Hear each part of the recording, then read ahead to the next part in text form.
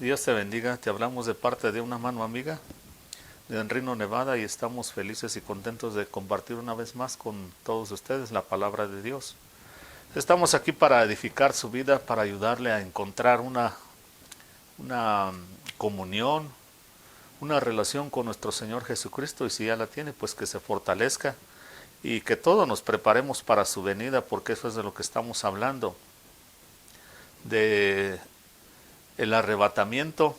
Ya llevamos muchos o varias semanas hablando de esto. En el libro de Tesalonicenses, en el primero y en el segundo, el apóstol San Pablo le habla a esta gente acerca de la venida de nuestro Señor Jesucristo y les dice que no se conturben, no se atemoricen ni por carta ni por espíritu, como si él les estuviera escribiendo, porque dice: el día del Señor no vendrá sin que primero venga la apostasía, y entonces se manifestará el hombre de pecado, y el cual se hace pasar por Dios. Incluso dice que se proclama a sí mismo como Dios. Dice que no vendrá sin que primero venga la apostasía, y tenemos que estar listos entonces, porque desafortunadamente cada día que pasa mucha gente incurre en esto que se llama apostasía, o sea, alejamiento, enfriamiento, que le dan la espalda a Dios. Prácticamente eso es lo que significa apostasía: una persona que caminó con Dios por un año, años o décadas, y de repente ya no quiere más servirle a Dios. Le dan la espalda, eso significa apostasía, y eso está sucediendo hoy en día. Así que tenemos que prepararnos, fortalecernos con la palabra de Dios y saber qué tenemos que hacer, porque no podemos vivir en confusión o en conformismo, ni mucho menos en conformismo religioso, ni en la carne.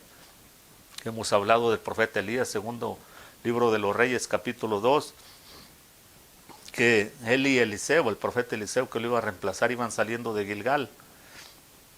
Y eso significa que tenemos que dejar el mundo, la carne, todas esas cosas que nos arruinan la vida, nos frustran, nos cansan y nos avergüenzan.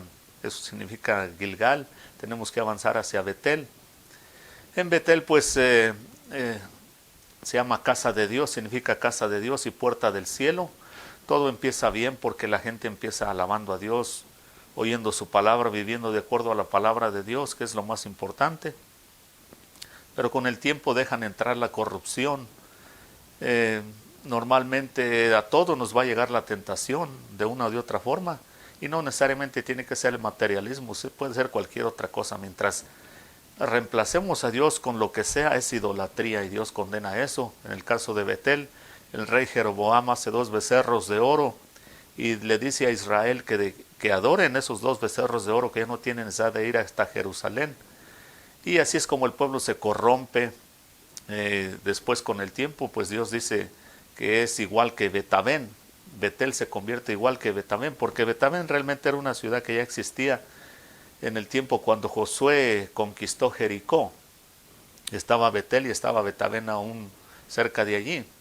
Pero cuando Betel se corrompe en el tiempo de este rey Jeroboam, pues Dios entonces le llama a toda esa región igual Betabén, que significa casa de maldición. Y tenemos que avanzar entonces, salir de esas etapas, de esas fases que nos pueden atacar en nuestra vida. Mucha gente se queda allí, mucha gente ni siquiera sale de Gilgal. Otros se conforman a vivir en Betabel, porque no es fácil dejar la idolatría, especialmente cuando son cosas que nos gustan. El pecado no es tan fácil de dominarlo. Mucha gente puede pensar que eso es algo fácil, pero vea cómo está el mundo de trastornado por causa del pecado. Hay pecados que a uno no le van a traer porque pues no le gustan a uno, pero siempre va a haber un par de pecados por ahí que nos deslumbran, y uno de esos es el materialismo. Porque esos becerros eran de oro e impresionaban a la gente de aquel entonces, por lo menos, de tal forma que se pusieron a adorarlos todos aquellos que no tenían convicción de serle fieles a Dios sin ningún problema, y se corrompieron. Y Dios entonces dice: bueno, pues esto ya no es casa de Dios, ahora esta es casa de maldición. Y de ahí entonces tenemos que, todo aquel que quiera salir de ahí tiene que avanzar igual que Elías, consagrar su vida y avanzar hacia Jericó. Y en Jericó pues vemos de que Josué, cuando conquista Jericó, lo hizo a través de 3 cosas muy importantes que tienen que estar en la vida de una persona que se consagra a Dios y que quiere tener una relación fuerte con el Señor Jesucristo. Y es las instrucciones, que es la palabra de Dios. Conocer las instrucciones o toda la palabra de Dios en general, de lo mejor posible. Estar en contacto con la palabra de Dios diariamente, como le dijo Pablo a Timoteo. Mientras llego, ocúpate a la lectura de la palabra, la exhortación, y también le dice, dedícate a orar, dice, primero que nada ponte a orar por los hombres que están en eminencia, por los reyes, por todo tipo de líder que está encima de nosotros. Hay que ponernos a orar porque nos conviene que nos traten bien. Por eso tenemos que orar, y ya ve que los hombres pues somos muchas veces duros de corazón, pero si alguien ora por nosotros, de seguro Dios nos habla del corazón, porque el Señor dijo, si ustedes siendo malos saben hacer cosas buenas, y si Dios les toca el corazón, pues mejor va a estar.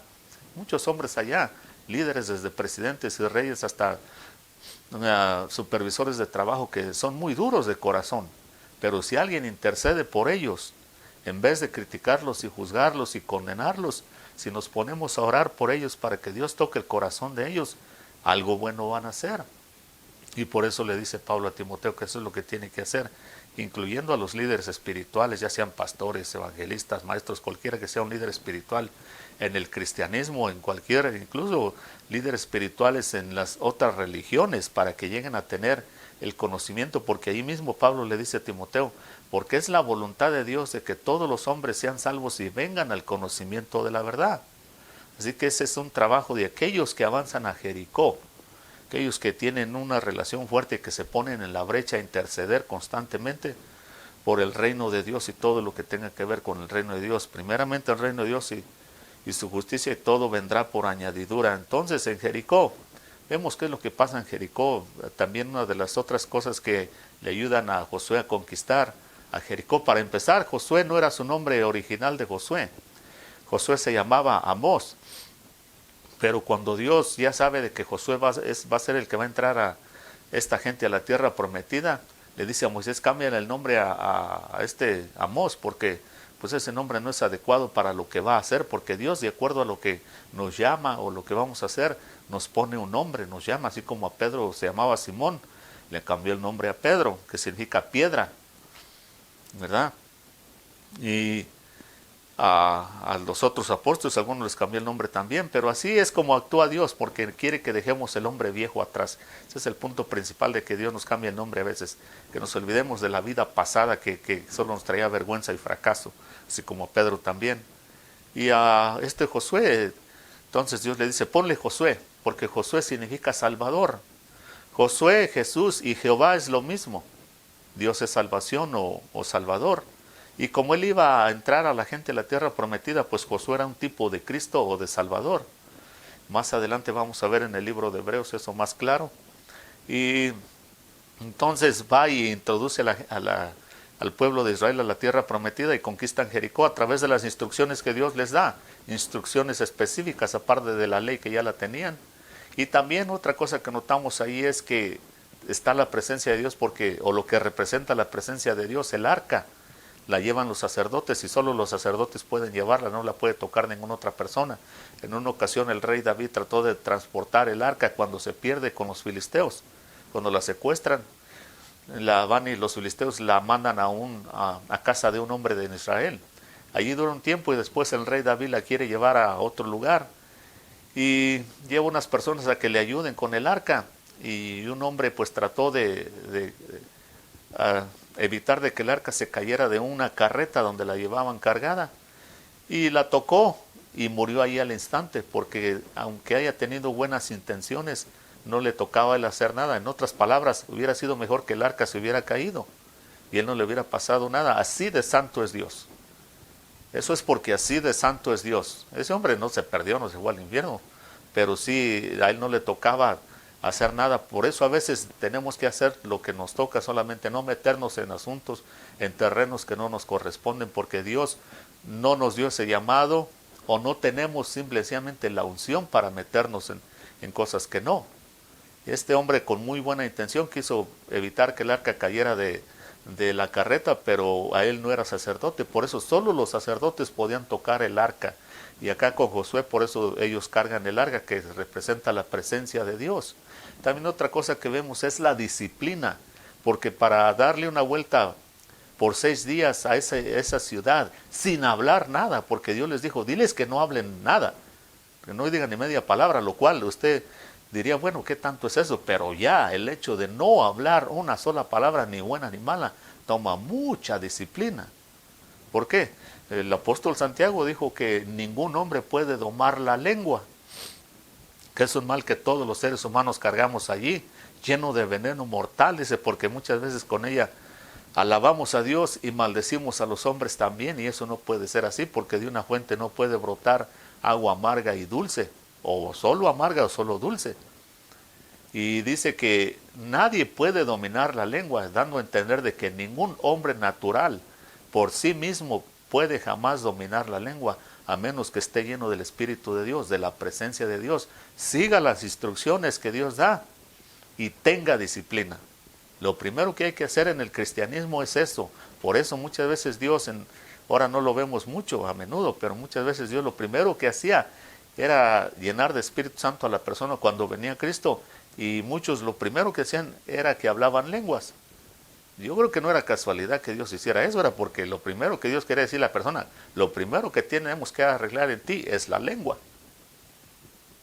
Porque si no, la lengua trastorna reinos enteros. Bueno, entonces ahí está la disciplina, la instrucción de Dios y la presencia de Dios en Jericó. Conquistan Jericó.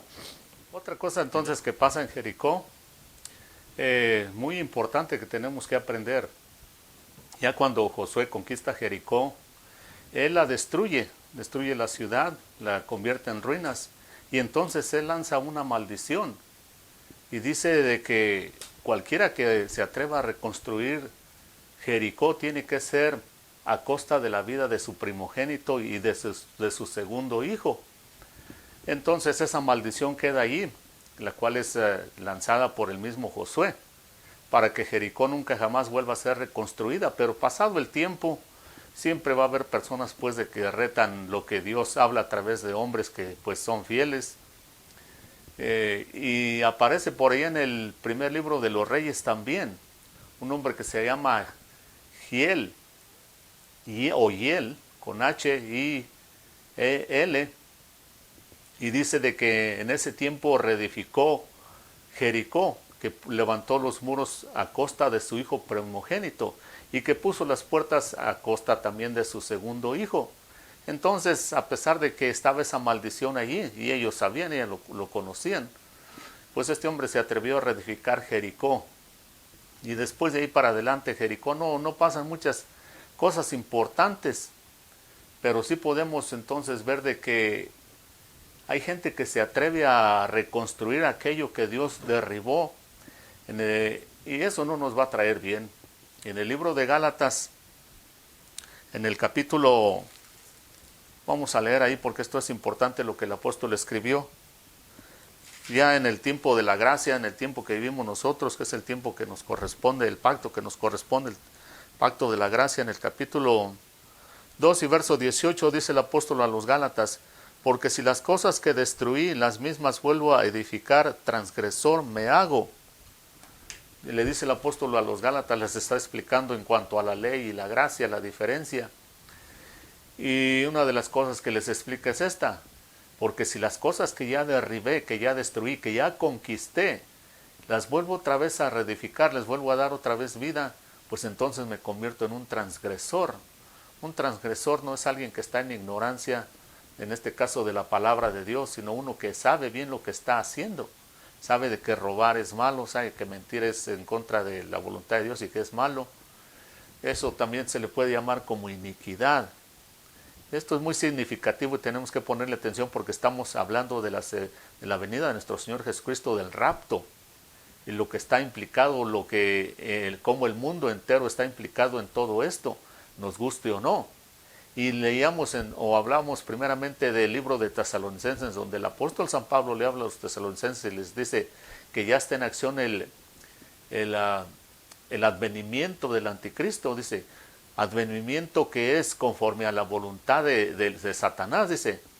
En otras palabras, todo este plan del advenimiento del anticristo es plan del mismo Satanás. Dice, inicuo, dice, el apóstol San Pablo lo llama inicuo al anticristo en ese libro.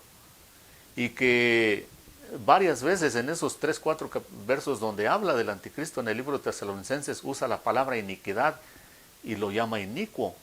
¿Por qué? Porque el anticristo para ese entonces, que bien puede ser esta generación, se identifica claramente, se identifica muy bien con esa generación, una generación de inicuos o de transgresores que han reedificado lo que ya habían derrumbado por la gracia de Dios. En otras palabras, estamos hablando de que mucha gente con la que este anticristo se va a identificar es con gente que ya conocen o ya conocieron una vez el camino de la salvación, que tal vez hasta experimentaron el poder de la gracia, que conocieron a Dios y que caminaron a Dios por un tiempo, porque estamos hablando de que en una de sus cartas también el apóstol les dice, porque el día del Señor no vendrá sin que primero venga esta apostasía, este alejamiento de Dios, esta gente, estos inicuos, estos transgresores que conociendo a Dios y habiendo incluso experimentado su poder, se apartaron de Él y muchas veces se convierten en los peores enemigos de Cristo, del Evangelio y de Dios.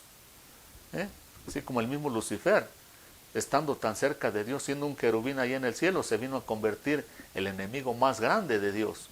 Así sucede muchas veces, desafortunadamente. Por eso tenemos que perseverar hasta el final. Porque si reedificamos lo que ya derribamos, aquello que nos mataba, que nos avergonzaba, nos convertimos en transgresores.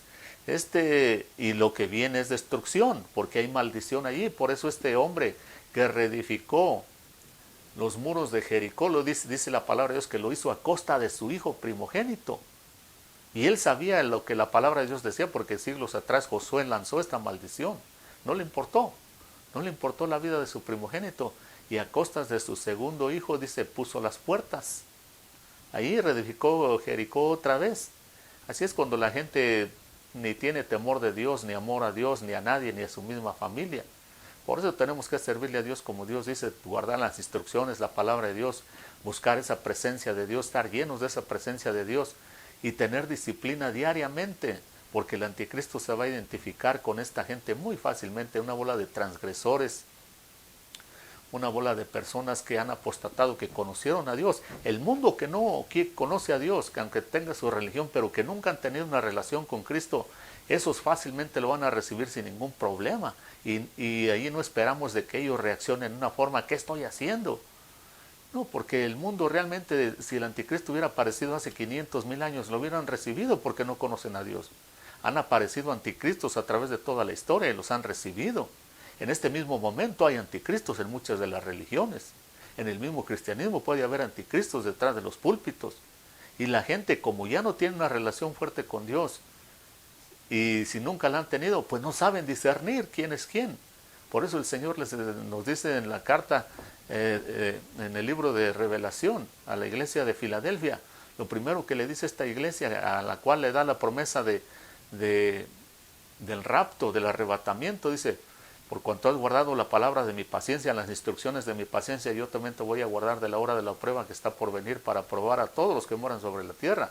Pero lo primero que le dice a esta iglesia, el Señor le dice, yo soy el santo y el verdadero. En otras palabras, yo soy el santo, y si tú vives mi estilo de vida de santidad, apartado del pecado y la maldad, vas a poder discernir que yo soy el verdadero. Pero mucha gente, como no viven alejados del pecado y la maldad, lo cual es sinónimo de tinieblas, de oscuridad, y alguien que camina en oscuridad no sabe a dónde va, fácilmente puede ser engañado porque ese es terreno del diablo. ¿Entiende? Entonces, pues no disciernen. Pueden aceptar cualquier anticristo que venga delante de ellos, a sus vidas, a sus iglesias, a sus congregaciones, y lo van a aceptar porque no saben, y especialmente si les ofrece becerros de oro, cosas que los deslumbran. ¿Entienden? Por eso entonces tenemos que estar velando, y aquí el apóstol le dice a los Gálatas, porque si vuelvo a reedificar lo que ya tumbé, vuelvo a construir lo que derribé, y se me convierto en un transgresor, en un inicuo, dice, y puedo ser engañado fácilmente por el diablo. En el capítulo 3, vea lo que le dice también a estos mismos Gálatas. Dice, en unos versos allí adelante, dice, oh Gálatas insensatos, ¿quién los fascinó? Eso de fascinó también significa, ¿quién los hipnotizó para no obedecer a la verdad? A vosotros, ante cuyos ojos Jesucristo fue ya presentado claramente entre vosotros como crucificado. Dice, hace unas preguntas el apóstol a esta gente, dice, esto solo quiero saber de vosotros, Gálatas, ¿recibieron el Espíritu de Dios por las obras de la ley o por el oír con fe? Dice, tan necios son, dice, habiendo comenzado por el Espíritu, ahora van a acabar en la carne. Tantas cosas han padecido en vano, si eso es así, dice. Aquel pues dice que les suministra el Espíritu a ustedes y hace maravillas entre ustedes, ¿lo hace por las obras de la ley o por el oír con fe? Entonces aquí le sigue explicando más al apóstol a esta gente de los Gálatas, los cuales empezaron bien, igual que en Betel. Empezaron bien, pero se corrompen, se dejan corromper por la religión y idolatría y cualquier otra cosa. Les dice, ustedes recibieron la salvación por obras de la ley, por obras que ustedes pueden hacer, o por el oír con fe. Y también dice, cuando Dios hace maravillas y suministra el Espíritu, les da el Espíritu, es agua de vida a beber, dice, lo hace porque ustedes hacen una obra para que Dios se los dé, para que Dios se sienta obligado a dárselos, o por el oír con fe.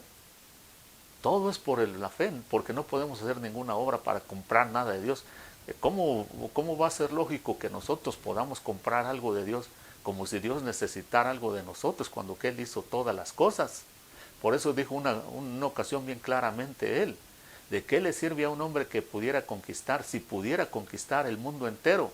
Pero si su alma se pierde para siempre, dice, ¿ya por qué medio podrá recuperarla? En otras palabras, ni siquiera con todo este mundo, con todo lo que hay, un hombre podría rescatar su alma.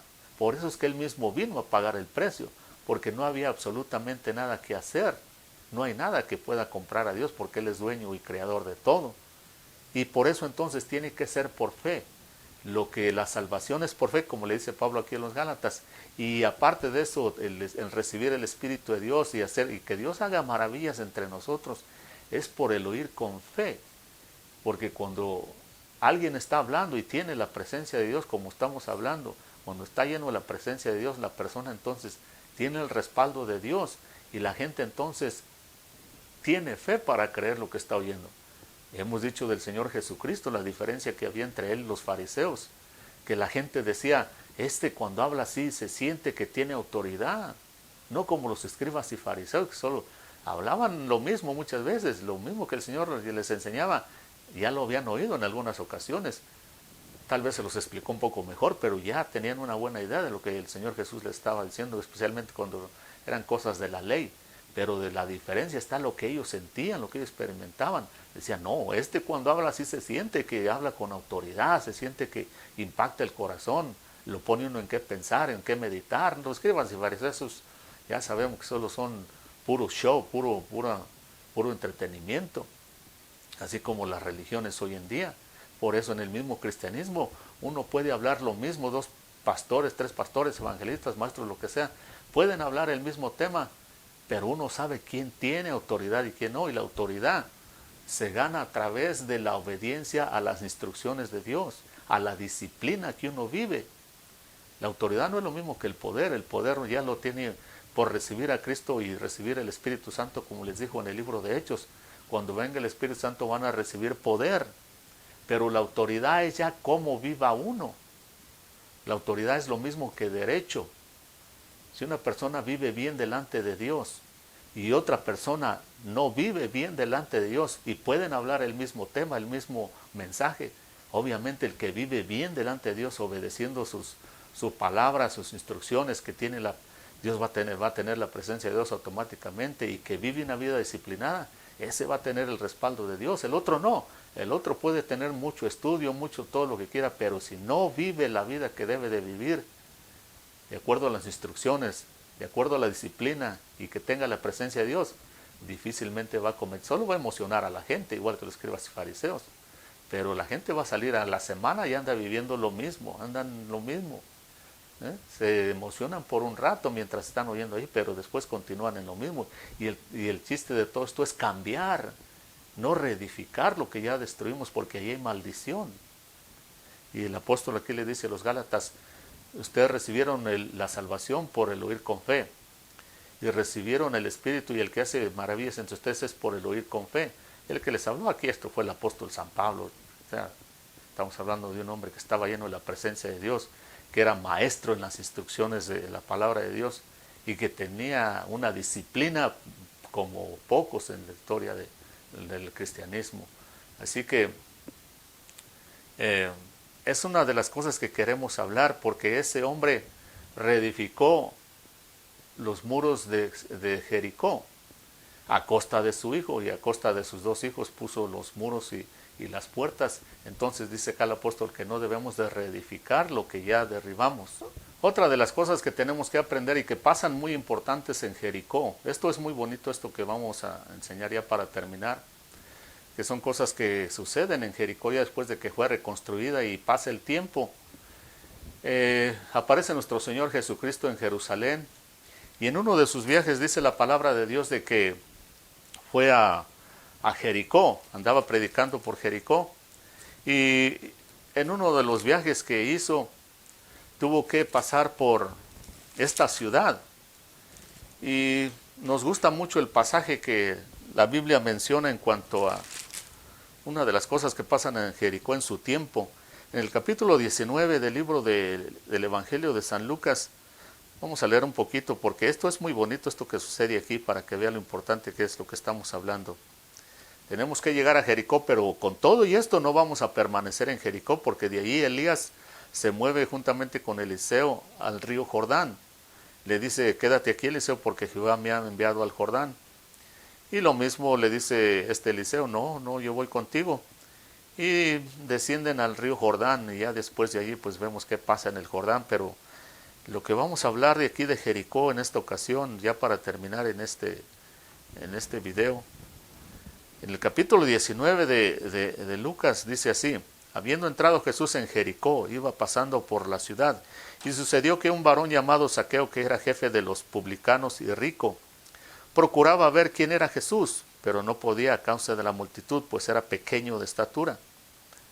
Y corriendo delante subió a un árbol sicómoro para verle, porque había de pasar por allí. Cuando Jesús llegó a aquel lugar, mirando hacia arriba, le vio y le dijo: Zaqueo, date prisa, desciende, porque hoy es necesario que pase yo en tu casa. Entonces él descendió a prisa y le recibió gozoso. Al ver esto, todos murmuraban diciendo que había entrado a posar con un hombre pecador. Entonces Zaqueo, puesto en pie, dijo al Señor: he aquí, Señor, la mitad de mis bienes doy a los pobres, y si alguno he defraudado en alguna cosa, se lo devuelvo cuadruplicado. Y Jesús dijo: hoy la salvación ha venido a esta casa, por cuanto él también es descendiente de Abraham, porque el Hijo del Hombre vino a buscar y a salvar lo que se había perdido. Entonces, aquí está este pasaje muy bonito de este hombre que se llama Zaqueo. Zaqueo significa puro o inocente, que en ese momento pues ni de puro ni de inocente tenía nada. Así como el mundo puede corromper a la gente con el tiempo, y después el nombre ni siquiera aplica a la vida que viven. Por eso, si nos llamamos cristianos, pues tenemos que vivir como el Señor Jesucristo, porque cuando decimos que somos cristianos, pues estamos identificándonos con el Señor Jesucristo. Y así Zaqueo, su nombre era puro y inocente, pero cuando aparece el Señor Jesucristo, dice que era pequeño y se subió a un árbol porque quería verlo. Se conformaba con ver al Señor Jesucristo. Dice que era publicano también, era el recolector de impuestos de aquel entonces, trabajaba para el Imperio Romano y normalmente robaban a la gente. Eran muy odiados por el pueblo porque pues, les quitaban el poco dinero que tenían. Así como hoy en día, pues usted sabe que los gobiernos es una de las formas que opresionan demasiado al pueblo en cualquier parte del mundo. Y por eso es que tenemos que orar por los líderes, para que vivamos quieta y sosegadamente, dice el apóstol. Aquí Zaqueo, vea una cosa importantísima y muy bonita que pasa aquí en este pasaje. Muy importante, que no se nos olvide jamás. Y vaya y estúdiela si usted quiere y puede. Primero lo critican al Señor Jesús y dice: este hombre acaba de entrar en una casa de un hombre pecador, dice, porque este es un publicano, es un pecador. Y murmuraban. Y el Señor entra a su casa, pero ve, hasta este momento el Señor Jesucristo no ha dicho ni media palabra. Solamente le dijo allá atrás: hey, tengo que posar en tu casa, baja, desciende allí. Se baja y van a su casa de él, y entran a su casa de Zaqueo. Pero el Señor, hasta este momento hay murmuraciones, pero él no ha dicho ni media palabra. Normalmente la gente iba y lo seguía mucha gente porque pues la enseñanza que daba y los milagros que hacía. Les gustaba lo que hablaba y, o sea, eran edificados con la presencia del Señor Jesús. Pero fíjese de que aquí no ha dicho absolutamente nada el Señor Jesús, solamente está su presencia allí, palpable. Y ve a este hombre que era publicano, que era un pecador, que estaba corrompido por el mundo, y dejar lo material, dejar, especialmente sacar los becerros de oro, dejarlos de adorar, y decir, los voy a destruir para darle con ese oro la mitad a los pobres y todo eso. Eso no cualquiera lo hace. Pero vea la reacción de este Zaqueo cuando el Señor entra a su casa, sin que se le tenga que predicar, sin que se le tenga que enseñar, sin que se le tenga que decir arrepiéntete, sin que se le tenga que decir estás mal, Zaqueo, hazle honor a tu nombre, porque pues eres un ladrón, un corrupto. No, el Señor Jesucristo no ha dicho ni media palabra, y vea la reacción de este Zaqueo, se pone en pie. Y lo primero que hace es que reconoce al Señor Jesucristo como Señor, porque le dice Señor. No como otros que le decían Rabí, la mayoría le decían Rabí, Rabí, que es maestro, solo lo reconocían como un buen maestro. Pero casi nadie lo reconocía como Señor, y este Zaqueo, lo primero que hace es eso, reconocerlo como Señor. Así como mucha gente hoy en día lo ven como un profeta, como un buen hombre, lo que sea, pero poco lo reconocen como Señor, porque decirle Señor es decirle amo, dueño. En otras palabras, dime qué quieres que haga, porque tú eres el dueño. Y aquí Zaqueo se pone en pie, y lo primero que hace es reconocerlo como Señor. Y después dice, la mitad de mis bienes doy hoy a los pobres. Debe haber tenido mucho dinero, muchos bienes. Dice, la mitad se la voy a dar a los pobres. Dice, y si alguno he defraudado, dice, le devuelvo hasta 4 veces más de lo que le he defraudado. Y el Señor, fíjese, empieza a hablar, hasta entonces habla y dice, hoy la salvación ha venido a esta casa por cuanto este también es hijo de Abraham. Fíjese lo que pasa cuando entonces están, pues, en las instrucciones, el Señor Jesucristo, qué mejor maestro para instruir a la gente que Él. ¿Qué hombre más disciplinado mejor que el Señor Jesucristo? También. Siendo el Hijo de Dios, se le pasaba noches enteras en la oración, orando por el pueblo. Un hombre, una disciplina excepcional la del Señor Jesucristo, como ningún otro ser humano jamás. Y qué mejor presencia, o qué tan más palpable presencia de Dios que Él mismo. Por eso es que este hombre, fíjese, no hubo necesidad de que nadie le predicara nada. Él reconoce esto y reconoce la presencia de Dios, porque ahí está el Señor. Y dice, inmediatamente cambia todo. Dice, la mitad de lo que tengo se lo voy a dar a los pobres, sin discutir, sin nada, sin que nadie le insistiera. Y si a alguno le debo, le pago 4 veces más. Y el Señor dice, este es un hijo de Abraham. ¿Por qué? Dice, este actúa igual que Abraham. Este no se llena la boca como muchos de Israel. Somos descendientes de Abraham, pues solamente porque llevamos su sangre. Este lleva su sangre y lleva su espíritu, lleva la misma mentalidad de Abraham, porque eso es lo que hizo Abraham también, un hombre de fe. Y por eso el Señor está muy feliz y contento, y la gente de ahí pues vieron la diferencia que hay cuando el Señor Jesucristo, cuando la presencia de Dios está en un lugar y es palpable, que no, aunque no la veamos, pero que se siente, la gente cambia, hasta el más corrupto cambia. Por eso es tan necesario que vivamos la palabra de Dios, que sigamos las instrucciones, que tengamos disciplina y que tengamos la presencia de Dios donde quiera que vamos, especialmente en las iglesias, porque la gente solo así va a cambiar. Hasta el más corrupto, hasta el más malo, el más criminal, se va a levantar y va a decir, lo va a reconocer como Señor y va a decir, todo lo que haya ofendido a la gente aquí lo reconozco, vuelvo, y si han robado, dicen, devuelvo lo que he robado. Todo lo malo que hayan hecho, se van a arrepentir de verdad, donde está la presencia de Dios. Por eso es importante todo esto que pasa en Jericó. Y de aquí nos vamos a ir a mover al río Jordán, a ver qué pasa en el río Jordán, porque ya nos estamos acercando al levantamiento, al arrebatamiento. Y es bueno que estemos preparados. Así que si usted no ha aceptado a Cristo como Señor y Salvador, le invitamos a que lo haga en esta ocasión, para que siga las instrucciones, la palabra de Dios, para que viva una vida disciplinada de acuerdo a la palabra de Dios, y para que tenga y experimente la presencia de Dios que tanta falta nos hace en estos tiempos tan difíciles, en estos días tan difíciles. Así que si lo quiere hacer, si nunca lo ha hecho, hágalo y diga, Señor, te recibo como mi Señor y mi Salvador.